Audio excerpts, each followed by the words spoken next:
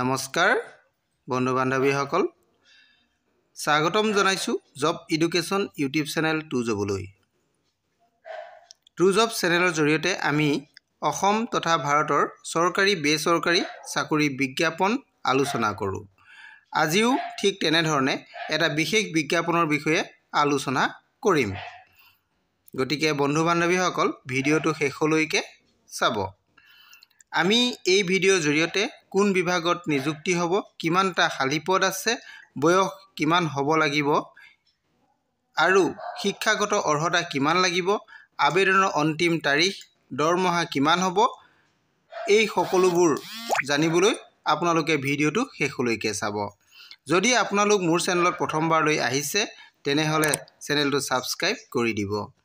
বন্ধু বান্ধৱীসকল আহক আমি এতিয়া ভিডিঅ'টো আৰম্ভ কৰোঁ। বন্ধু বান্ধৱীসকল আজি মই যিটো পদৰ কাৰণে আপোনালোকৰ ওচৰলৈ আহিছোঁ, এই পদটো ক'ৰ পৰা প্ৰকাশ হৈছে আপোনালোকে সবিশেষ জানিবৰ কাৰণে মোৰ ভিডিঅ'টো শেষলৈকে চাই থাকক। মই আপোনালোকক সকলোখিনি ডিটেইলছ আপোনালোকক জনাবলৈ চেষ্টা কৰিম।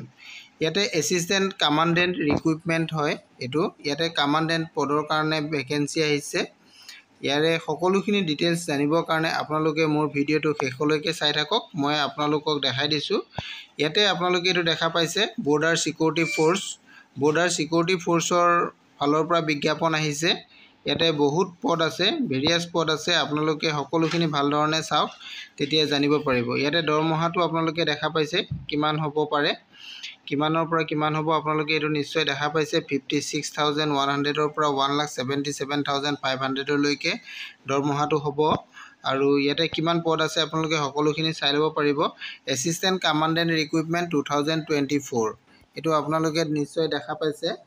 এছিষ্টেণ্ট কামাণ্ডেণ্ট ৰিক্ৰুইটমেণ্ট 2024 এইটো প্ৰকাশ কৰা হৈছে ministry of home affair, directorate general border security force, তাৰ পৰা প্ৰকাশ কৰা হৈছে এই পদসমূহ।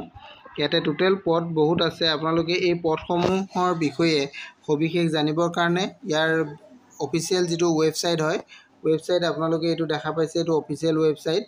এই অফিচিয়েল ৱেবছাইটত যাব, তাত গ'লে আপোনালোকে বিজ্ঞাপনটোত পাই যাব। তাৰ পৰা ডাউনলোড কৰি লৈ আপোনালোকে সবিশেষ চাই ল'ব পাৰিব।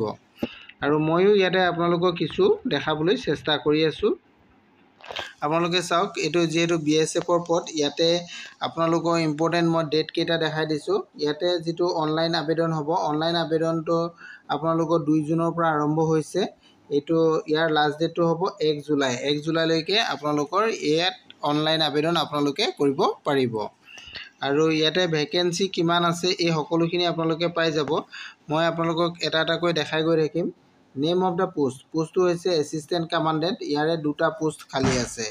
ইয়াৰ কাৰণে আপোনালোকৰ কোৱালিফিকেশ্যন লাগিব বেচেলৰ ডিগ্ৰী, মেৰিন ইঞ্জিনিয়াৰিং বা মেকানিকেল ইঞ্জিনিয়াৰিং বা ইলেক্ট্ৰিকেল বা ইলেক্ট্ৰনিক্স ইঞ্জিনিয়াৰিং বা automobile engineering equivalent from recognise ইউনিভাৰ্চিটিৰ পৰা পাছ কৰিলেও আপোনালোকে এই পদৰ কাৰণে এপ্লাই কৰিব পাৰিব।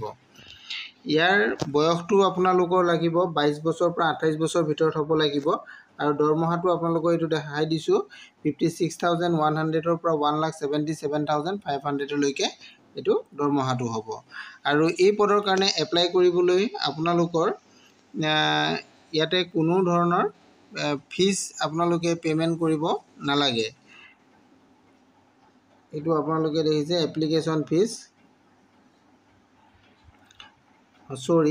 আপোনালোকে ইয়াতে ফিজ এটা পে'মেণ্ট কৰিব লাগিব। এইটো ফিজটো আপোনালোকক মই জনাই দিছোঁ। এইটো এপ্লিকেশ্যন ফিজ। এপ্লিকেশ্যন ফিজটো আপোনালোকে নিশ্চয় এইটো দেখাইছে application fees for rupees 400 rupees এটা পে'মেণ্ট কৰিব লাগিব। আপোনালোকে এইটো 400 ৰুপিজ পে'মেণ্ট কৰিব লাগিব। আৰু যিসকল SC ST হয় বা এক্স ছাৰ্ভিচমেন হয় তেওঁলোকক বাদ দি বাকীসকলে এই 400 টকাটো পে'মেণ্ট কৰিব লাগিব। আৰু চাওঁ, আৰু ইয়াতে আমাৰ পদ আহিছে। নেক্সট পদটো আহিছে BSF ৰিক্ৰুইটমেণ্টৰ নটিফিকেশ্যন 41 ভেকেঞ্চিজ আছে। এই 41 ভেকেঞ্চিটো কিহৰ কাৰণে আছে আমি এইটো চাওঁ। ইয়াৰো আপোনালোকৰ ডিটেইলছটো আপোনালোকে অফিচিয়েল ৱেবছাইটত গৈ চাই ল'ব পাৰিবই। তথাপিতো মই আপোনালোকক কিছু দেখাই দিব বিচাৰিছোঁ। আপোনালোকে গোটেইখিনি চাই থাকক। আৰু সকলোখিনি যদি আপোনালোকে ডাউনলোড কৰি লৈ চাব বিচাৰে তেতিয়া PDF ফাইলটো যদি ল'ব বিচাৰে তেতিয়াহ'লে আপোনালোকে লিংক পাব এই লিংকত গ'লে আপোনালোকে ইয়াতে ডাউনলোড কৰি ল'ব পাৰিব আৰু এপ্লাই কৰিবৰ কাৰণেও আপোনালোকে ইয়াতে যেটো লিংক ইয়াতে ক্লিক হিয়াৰ বুলি দেখুৱাইছে দেখিছে আপোনালোকে এই লিংকটোত ক্লিক কৰিব তাতে গ'লে আপোনালোকে ইয়াৰ লিংকটো পাব তাতে গৈ আপোনালোকে এপ্লাই কৰিব পাৰিব এইখিনি আছিল BSF পদৰ কাৰণে ইয়াত কেনে ধৰণে কৰিব পাৰিব আপোনালোকৰ সবিশেষ দিয়া আছে এইখিনি আপোনালোকে এসিস্ট্যান্ট কমান্ডেন্টৰ পদ আছে আপোনালোকে নিশ্চয় গম পালে ইয়াতে বহুত পদ আছে আপোনালোকে সকলোখিনি এপ্লাই কৰি ল'ব পাৰিব ইয়াতে শিক্ষাগত অৰ্হতা বিশেষ বিচৰা নাই গ্ৰেজুৱেট লাগে আৰু কিছু পদ আহি আছে আপোনালোকে চাই থাকিব মই ভিডিও আপোনালোকক দিবলৈ চেষ্টা কৰি থাকিম থ্যাংক ইউ